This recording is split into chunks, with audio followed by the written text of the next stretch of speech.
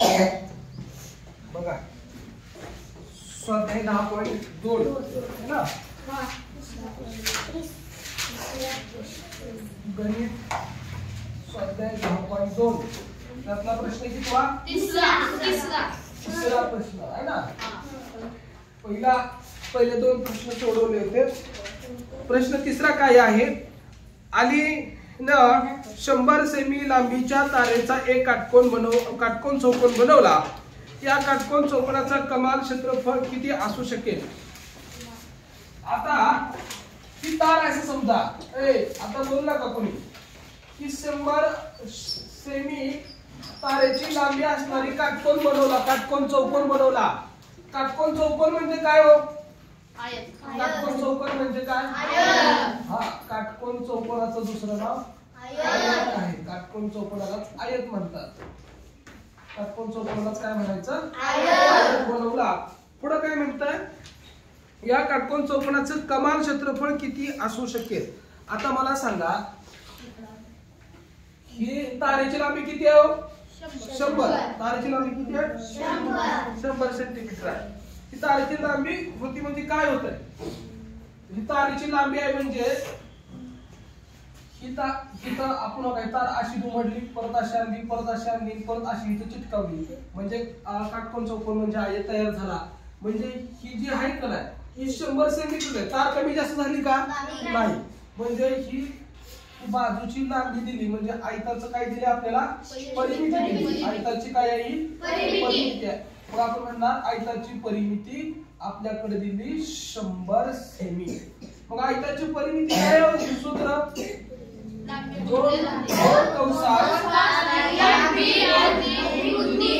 कंस पूर्ण, बरोबर?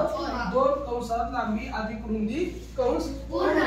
आता 2 गुणलं इकडे आणा, काय भागाकार होईल? 100 ला 2 भागणार, 100 ला 2 भागलं 2 पंचे 10 आणि 0 जसाच्या तसा, म्हणजे लांबी अधिक रुंदी किती आली? 50. आता ह्या गोष्टीला लय फार महत्व आहे. लांबीची आणि रुंदीची बेरीज केली तर किती आली आहे? 50 आली आहे. म्हणजे समजा आपण ठरवायचं की लांबी 25 असेल, रुंदी सुद्धा 25 असेल, है ना? म्हणूनच 50 आली ना, आहे का नाही? मग तोपर्यंत आपण काय करू? तो पर्याय ठेवूया. आता बघा, मग आपल्याला काय करायचं आहे? आयताचं क्षेत्रफळ काढायचं आहे. आयताचं काय करायचं? क्षेत्रफळ. आयताचं क्षेत्रफळ काय? लांबी 25 गुणिले 25 करा. 25 गुणिले 25 किती येतं? 25 गुणिले 25 किती येतं? 625. 25 चा वर्ग किती? 625. कळतंय का? एवढं लक्षात ठेवा. 25 गुणिले 25 किती? 625. 25 चा वर्ग किती? 625. पर्याय आहे का बघा? हा, पर्याय कितवा? चौथा पर्याय. कळलं? प्रश्न 4.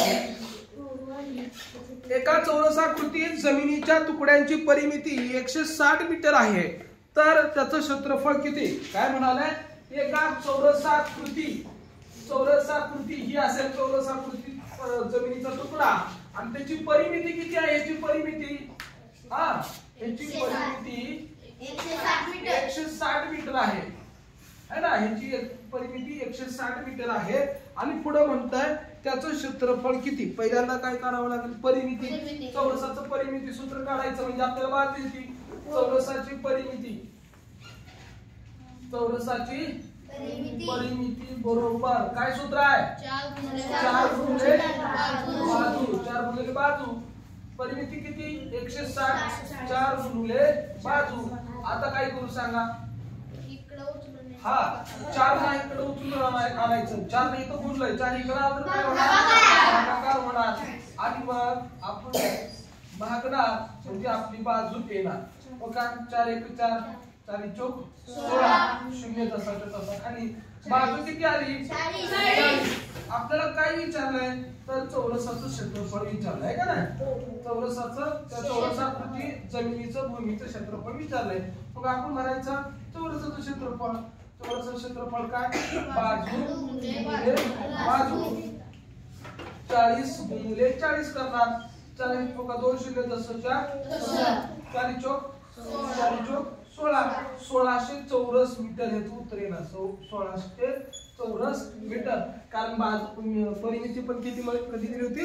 मीटर मध्ये दिली होती. कळतंय का? प्रश्न 5वा. प्रश्न 5वा.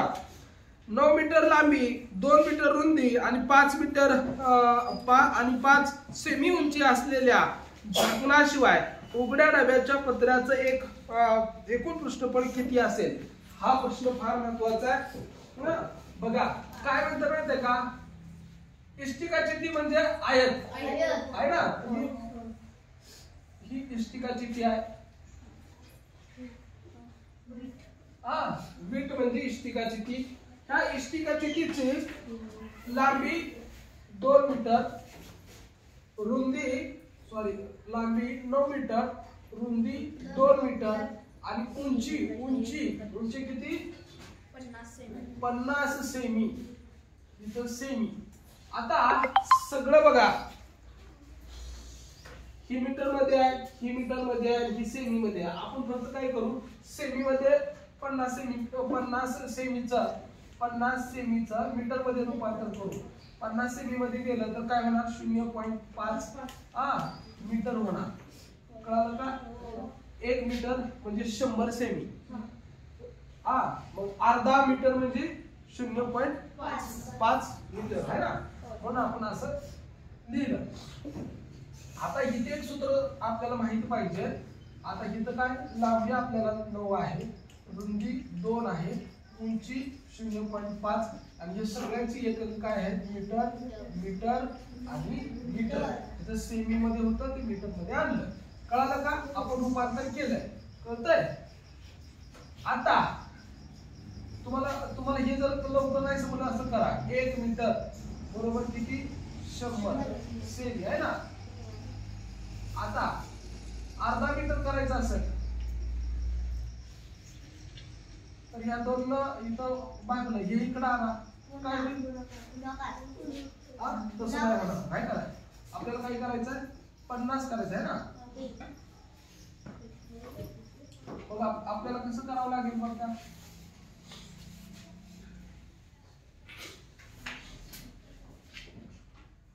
100 सेमीला 1 मीटर, 50 1 चा अर्धा होणार ना. साधं सोपं आहे. 100 ला 1 मीटर, ही 50 100च्या अर्ध इथलं 50, 1 चा अर्ध कोण येतं? 0.5 आहे ना अर्ध. हे कळलं? हे डोक्यात यायला पाहिजे.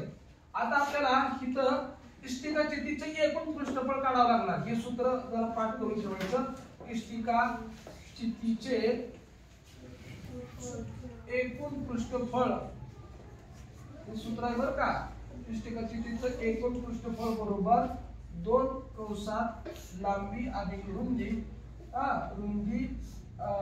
लांबी गुणिले रुंदी अधिक रुंदी गुणिले उंची अधिक उंची गुणिले लांबी कंस पूर्ण. हे सूत्र आहे. हे सूत्र आपल्याला पाठ करावं लागेल. काय करावं लागेल? सूत्र पाठ करावं लागेल. हे पाठ करा.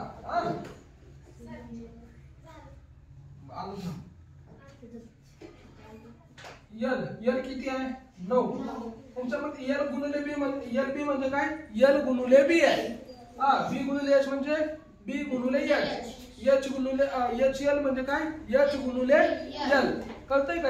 ह्याच्यामध्ये गुणाकार आहे. या दोघांमध्ये काय आहे? गुणाकार. ही यल आहे. यल म्हणजे लांबी. यल आहे म्हणजे काय? लांबी. लांबी किती आहे? 9 गुणिले बी. बी किती? 2. हो का? हे अधिक चिन्ह. बी किती? 2. एच किती? 0.5. हे अधिक चिन्ह. एच किती? 0.5 गुणिले यल किती? 9 कंस पूर्ण. कळलं का? ह्या दोघांचा गुणाकार करायचा. आलेल्या 3 गुणाकारांची बेरीज करायची. उत्तर येतंय 9 दुनी 18. हो का? ह्याचा गुणाकार मी लक्षात घ्या.